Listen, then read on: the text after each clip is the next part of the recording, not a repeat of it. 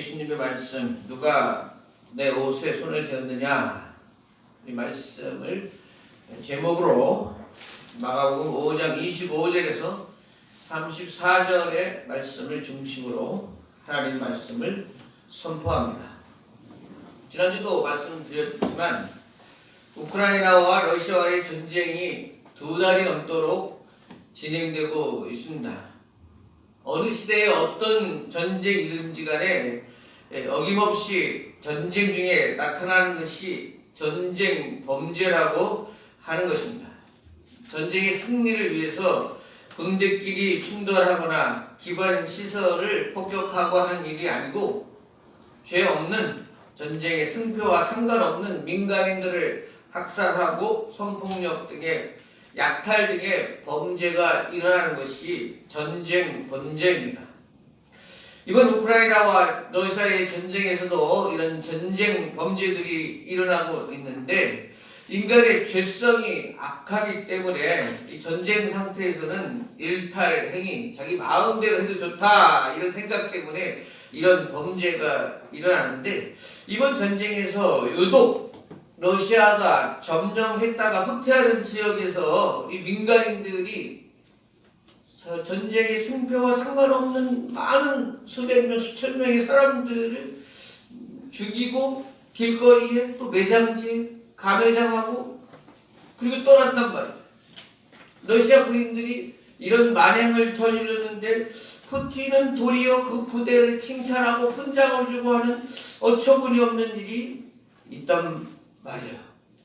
지금 같은 현대시대에 곳곳에 CCTV가 설치되어 있고 각 개인마다 스마트폰으로 실시간에 일어나는 일들을 찍어낼 수 있는 이런 시대에 푸틴이나 러시아 사람들은 도대체 생각을 하지 않고 미치지 않은 다음에 어떻게 이런 집단 만행하는 것을 칭찬하고 훈장까지 주는 그런 어처구니 없는 일이 공공연하게 이루어질 수 있을까? 왜 이럴까? 이런 만행을 저지르면 반대급부로서 서방이라든지 다른 세계 모든 나라가 러시아에 대해서 우호적이지 않고 더 적대적이 될 것이라는 것을 그것도 생각 못하는가? 왜 그런 것 같습니까? 지난주에도 제가 전쟁에 대해서 말씀을 드렸지만 역사적으로 우크라이나는 러시아의 호구, 꼬봉이라고 할 수 있는 나라였던 거예요. 이번에 자기 남편을 계옥에 빠뜨려 죽게 한 이은혜가 남편 살아있는 동안에 그 남편을 호구 이렇게 호구라고 불렀다고 합니다. 자기 마음대로 할 수 있는 사람이다 이런 뜻이요. 이렇게 우크라이나는 역사적으로 끝없이 러시아의 수탈의 대상이었고 호구같이 그런 역사를 가지고 있는 거예요. 옛날에 학교 다닐 때에 이 폭력으로 그분을 괴롭히는 이 사람은 하루 이틀 그러는 게 아니고 자기 가방도 들고 다니라 그러고 집에 가서 돈도 가져오라 그러고 심부름도 시키고 자기 놀이개감으로 괴롭히기도 하고 그게 호구처럼 대한다는 거예요. 러시아가 우크라이나에 대해서 이런 짓을 해왔던 거예요. 여러분 홀로도모르라는 말을 들어보신 적 있어요? 나치가 유대인을 상대로 집단 학살과 홀로코스트라는 단어를 쓰죠. 그런데 홀로도모르는 바로 러시아가 우크라이나에 대해서 행했던 집단 학살 사건입니다. 1933년도 소련은 집단 농장을 만들며 우크라이나의 농업 생산량의 43%를 우크라이나에서 뺏어갔습니다. 만일 제대로 바치지 않고 숨겼다가 발각되면 발견된 양의 15배의 그 벌금을 내도록 처리했습니다. 그러다 보니까 우크라이나 사람들이 얼마나 수탈을 하겠는지 또 제대로 내지 않으면 온 마을을 통째로 시베리아로 쫓아내는 추방하는 그런 일도 벌였습니다. 1933년을 기점으로 우크라이나의 350만 명이 굶어들었습니다. 이것이 홀로도모르입니다. 러시아의 집단 학살인 것입니다. 우크라이나 사람들은 역사적으로 이런 아픔이 뼈저리게 느껴져 있고 러시아에 대해 무의식적인 공포의식이 있었던 것입니다. 러시아가 이것을 이용하려 든 것입니다. 다시 한번 너희들이 우리에게 한 거 했다가는 이런 대대적인 학살이 너희 민족에게 있을 것이다. 우크라이나에게 공포심을 조장하기 위해서 그 자신들이 점령했던 지역에 수백 명, 수천 명을 죽였던 것입니다. 그리고 죽이고 있는 것입니다. 그러면서 메시지를 주고 있는 것입니다. 너희들 우리에게 안 돼. 이랬다가 너희들 온 씨까지도 다 말려버리겠어. 결과적으로는 러시아는 우크라이나를 패배의식에 적게 하고 절망케 함으로 자기 싸울 의지를 꺾으려고 이런 짓을 해가고 있는 것입니다. 그런데 전쟁 양상은 러시아가 원하는 대로 되어가고 있지 않습니다. 젤렌스키 대통령을 비롯한 지도자들부터 어느 부패한 나라의 지도자처럼 외국으로 도망가지 않았습니다. 내가 먼저 결사항전, 내가 죽는 자리에까지 남아있겠다고 사회의 지도층들이 먼저 발벗고 나섰습니다. 그래서 이렇게 일주일 만에 끝날 것 같은 전쟁이 2달 이상 되어지고 앞으로 어떻게 전개될지 아무도 모르는 것입니다. 이처럼 러시아는 우크라이나 국민들을 절망시키려다가 실패한 것입니다. 여러분, 우리 개인도 마찬가지고 우리를 죽고 우리를 힘을 못 살게 하는 것은 개인에게 찾아오는 절망감, 낙심하는 마음, 이것이 결국에는 사람을 죽이는 것입니다. 2차 세계대전을 겪으며 연합군 포로 수용소에서 새로 발견된 질병이 있는데 나중에 이 질병을 가시철망병이라는 이름을 붙였는데 이것은 이 포로로 잡혀 있으며 심한 우울증과 식욕을 잃어버리고 시름시름 앓다가 죽어가는 증세를 의사들이 또 원인을 밝혀내며 포로된 몸으로 수용소에서 스스로 낙심하며 절망하다 죽어갔다. 절망이 죽음의 원인이었다. 이렇게 결론지는 병이 가시철망병입니다. 오늘 본문 말씀을 통해 우리는 비탄 속에 낙심할 수밖에 없는, 절망할 수밖에 없는 한 여인을 만납니다. 이 여인의 이야기는 마태마가 누가 공간복음에 다 나오는 유명한 내용인데 어떤 모습이기에 이 여인은 정말 절망할 수밖에 없을 만한 여인일까? 그 여인은 혈루병을 앓고 있다고 오늘 말씀은 말합니다. 이는 하혈병입니다. 여인이 하혈한다는 것은 당시 사회의 분위기도 그렇고 이것은 틀림없이 성적인 관계, 성병으로 생긴 병일 것이다.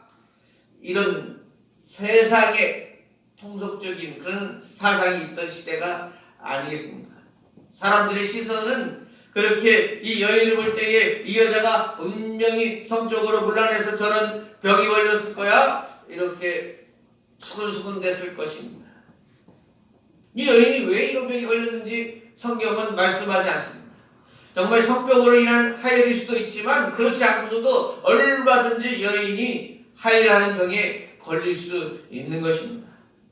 어쩌면 이 여인은 도덕적이고 윤리적으로 전혀 부정하지 않아 하혈을 일으킬 만한 그런 도덕적으로 행위를 하지 않을 수도 있습니다.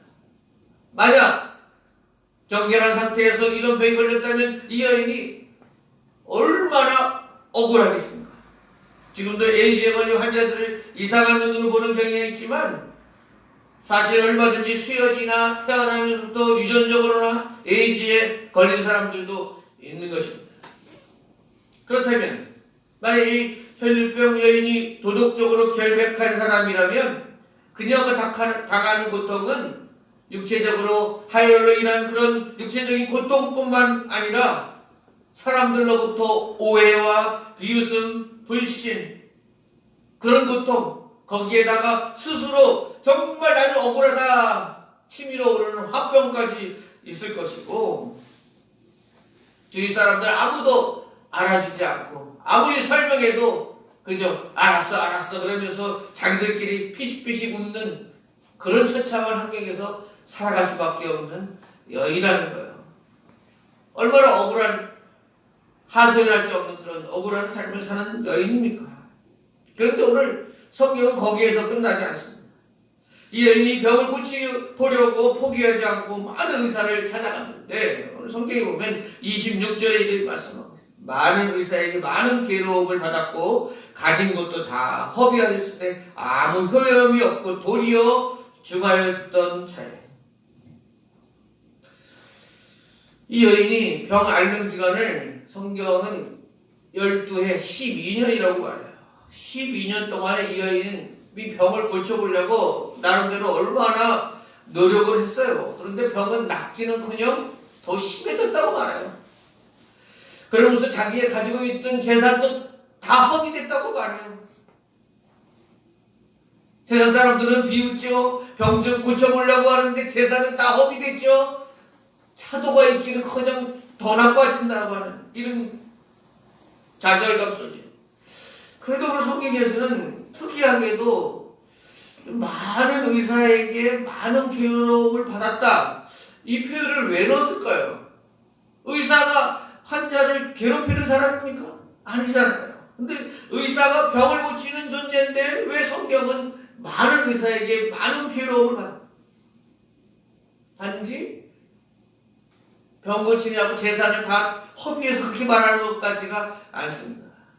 결국에는 의사들도 남자 의사들이잖아요. 다. 그러니까 이 여인을 볼 때에 진찰한다시고 수치스러운 그런 눈으로 그런 행동을 많이 했던 거예요. 진지한 병보다는 내가 죄를 범해서 그렇지라는 인식을 가지고 불친절하게 함부로 대했을 거예요. 불길한 여인처럼 대했을 겁니다. 때는 눈여겨하고 희롱하면서 불필요한 진료를 했을 수도 있는 겁니다. 아무튼 이 여인이 우리라고 생각해보세요. 정말 억울하지 않겠어요? 가진 것 다 허비했는데도 병은 낫지 않지. 온 동네 사람들로부터 희한한 소문이 나고 손가락질 당하지. 정말 하루라도 살고 싶지 않은 여인이 바로 오늘 12년 혈류병 앓는 여인입니다. 그런데 그 여인이 희망의 소문을 듣습니다. 27절, 예수의 소문을 듣고 무리 가운데 끼어 뒤로 와서 그의 옷에 손을 대니, 그녀에게 가장 큰 소망은 예수님에 대해서 들은 것입니다. 그리고 예수님께 대해서 나온 것입니다. 예수님이 문둥병도 고치시고 귀신 들린 자도 쫓아내신다는 소문이 아마 동네에 이미 다 파다했습니다. 그래서 각색 병자들뿐만 아니라 온 동네, 온 지방에서 예수님께 병을 고치려고 몰려든 사람들이 인산인해를 이루고 있는 그런 상황입니다. 이 여인도 그 사람들 물결에 합류했습니다. 예수님께 가까이 나아갔습니다. 근데 예수님 앞에 나아가 말씀드릴 시간적 여유가 없습니다. 엄두가 나지 않습니다. 가만히 서 있어도 사람들에 의해서 이리 치고 저리 치고 하는 그 급박한 상황에서 예수님께 내가 이런 병이라고 고쳐달라고 말할 틈도 기회도 없습니다.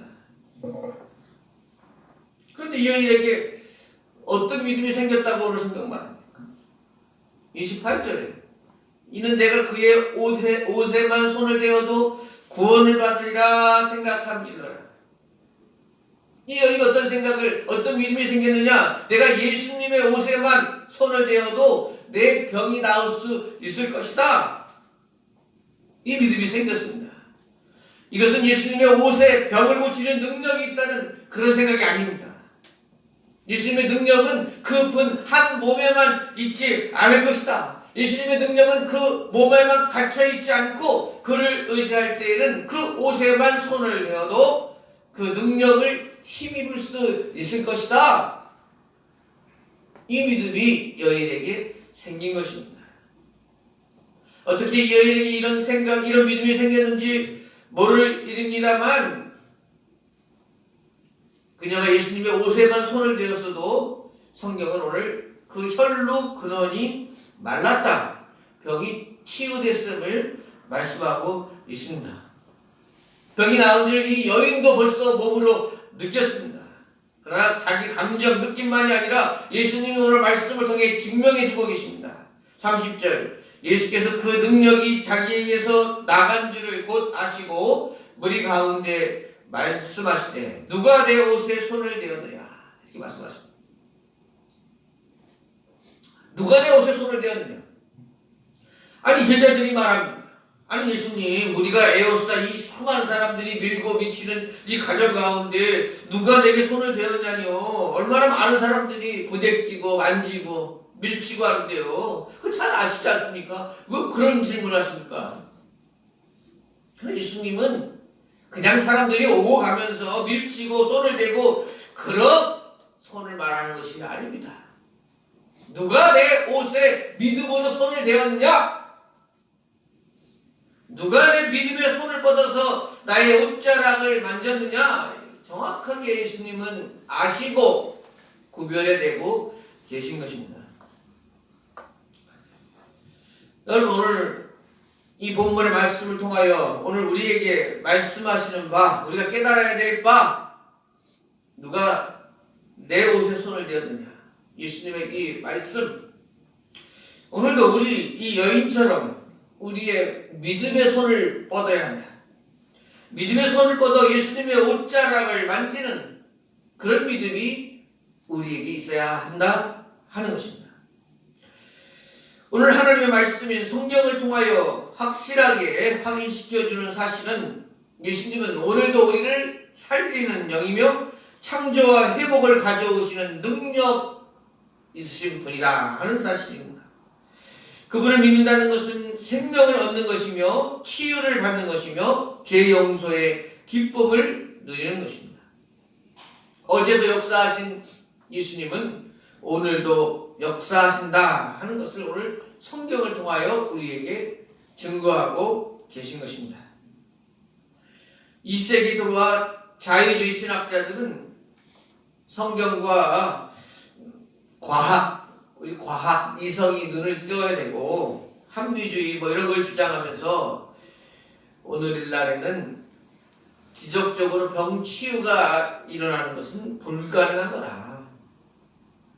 예전에 이 성경에 기적이 있다고 기록된 것은 그 시대 사람들이 신화적인 시대에 살고 있었기 때문이다. 기적, 신화 이런 신비로운 일들이 그 당시 사람들은 해당할지 몰라도 지금과 같이 과학이 발달하고 이성이 깨어있는 이런 시대에는 안 맞는 주장이다 이거죠. 그렇습니까? 정말 그렇습니까? 성경에서 예수님께서 기적과 병치유가 복음서의 반 이상이 차지되는 것이 예수님의 치유 사역인데 그것이 그냥 신화고 전설이고 옛날 이야기로만 기록하려고 적혀 있는 것입니까? 그렇지 않습니다. 예수님께서 이 땅에 보여주신 행동 양식은 크게 두 가지로 하나님의 나라에 대한 말씀과 가르침 그리고 하나님 나라가 임하셨다는 표징으로서 질병을 치유하고 귀신을 축출하는 이 사건인 것입니다.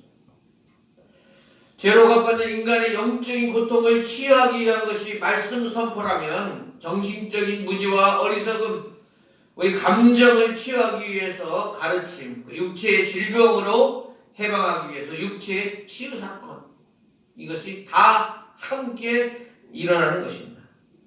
다시 말하면 죄가 용서함 받는 것이 영적 치유의 자리고 무지가 깨우침을 받는 것이 정신적인 치유의 자리고 질병의 고침을 받는 것이 육체적인 치유의 자리다. 그래서 예수님께서 치유하심은 그의 사역의 일부가 아니고 전부라고 할 수 있습니다.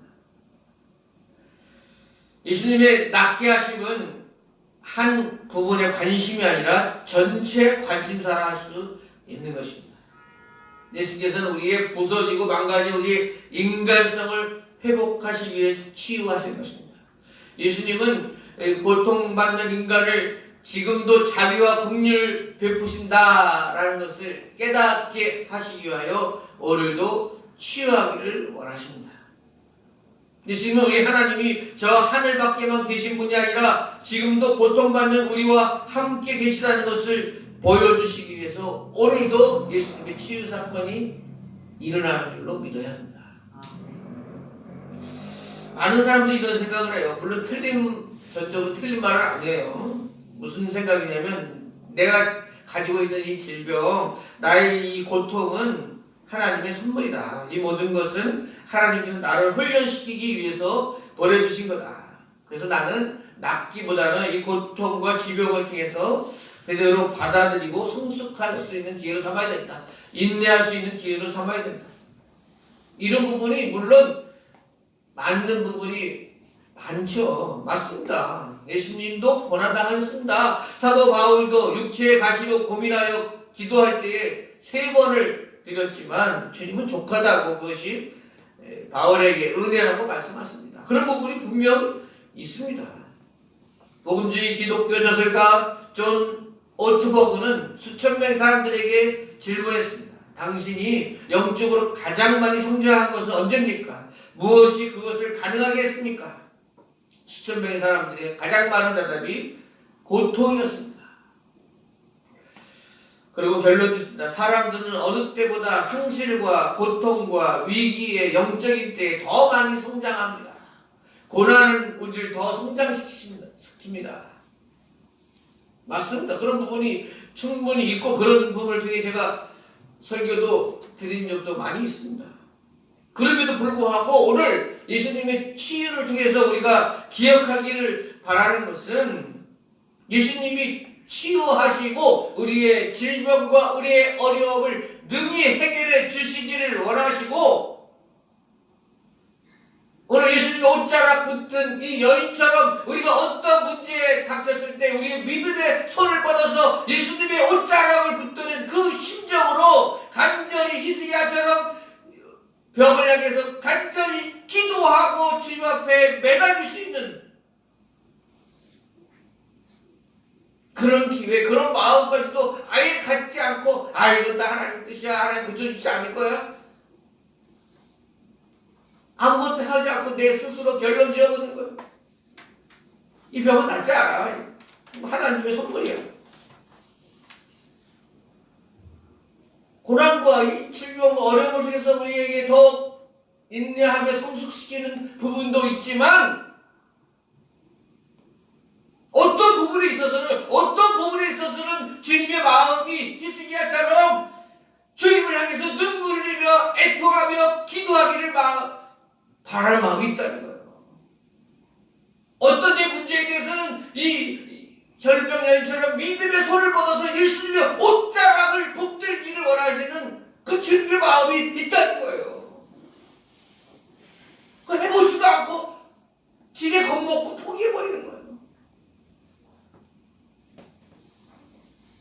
사도 바울이 자기의 육체의 가시, 그것이 뭐 간질이었다고 하기도 하고 눈병이라고 하기도 그것을 위해서 자기가 기도를 안 한 게 아니에요. 기도하기가 힘들어서 포기한 게 아니에요. 기도하다가 주님이 응답을 받은 거예요. 이건 내 은혜가 족한다. 이건 하나님 주신 은혜다 라고 했기 때문에 기도하는 것을 멈췄지, 처음부터 이것은 내가 감당해야 돼 그러면서 시도도 안 했던 것은 아니라는 거예요. 잘못하면 우리도 자유주의 신학자처럼 뭐 질병이나 의사들도 많고 병원도 시설도 좋은데 뭐 지금 시대에 뭘 기도를 해, 병원에 가서 고치면 되고 정밀하게 MRI 찍고 CT 찍고 그러면 되지 하면서 너무 과학적으로 이성적으로만 생각하는 경향이 있을 수 있다는 거야.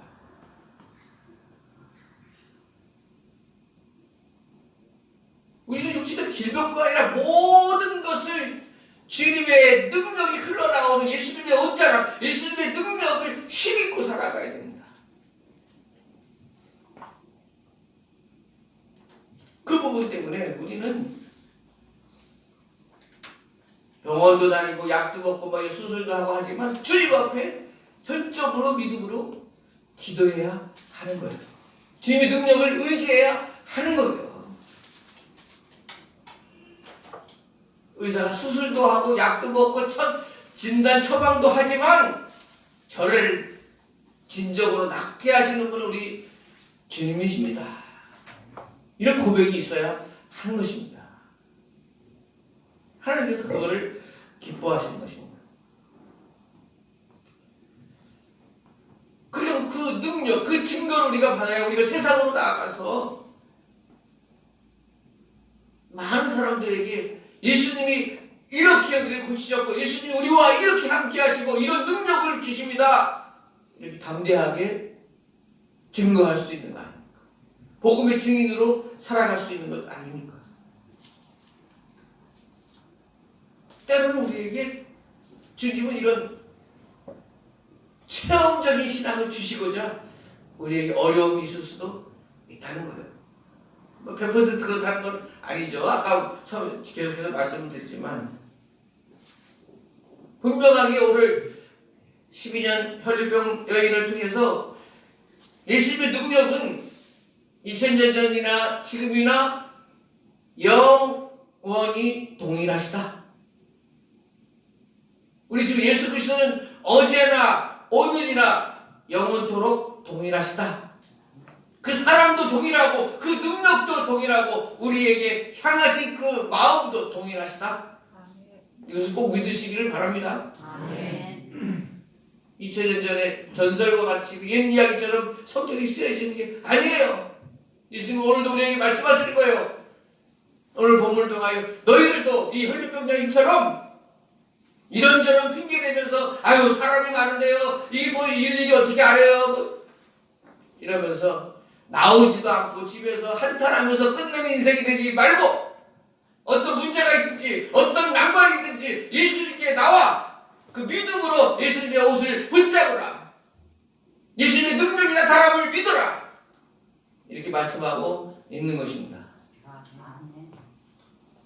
사랑하는 여러분, 불신과 의심의 자리에 앉아있지 마시고 오늘 혈류병 여인처럼 여러분도 우리 모두 믿음의 손을 뻗어야 돼요. 또 예수님 올 자락을 붙들어야 돼요. 우리 원수는 러시아처럼 우리가 낙심하고 포기하기를 바라는 그런 일들이 많지만 우리 믿음의 사람들은 아무리 힘든 시간이라 할지라도 포기할 수 없습니다. 낭망의 자리에 깔고 앉아있을 수 없습니다. 우리는 죽는 자리에까지라도 우리의 손을 뻗어서 믿음의 주여 온전케 하시는 예수님을 붙들어야 됩니다. 그 신앙으로 오늘 한 주간 또 5월 한 달 예수님을 향해 우리 믿음의 손을 뻗쳐 예수님의 능력을 힘입는 우리 한 주간 될 수 있기를 바랍니다. 우리 합심하여 오늘 주신 말씀을 기억하며 기도하겠어요. 나로 하여금 깨닫게 하시는 말씀 기억하게 하시고 우리 믿음의 손을 뻗어서 예수님의 옷자락을 붙들 수 있는 그 믿음을 주시옵소서. 세상의 여러 염려, 두려움, 낙심 가져다주는 악한 마귀에 대적하며 예수님 안에 소망의 노래, 희망의 노래를 부를 수 있는 저희들 되게 하시고 러시아, 우크라이나 전쟁 속히 평화롭게 끝나게 하시고 북한이나 중국 여러 동상권 나라들도 오판하지 않도록 위해서 우리 합시하게 기도하겠습니다. 하나님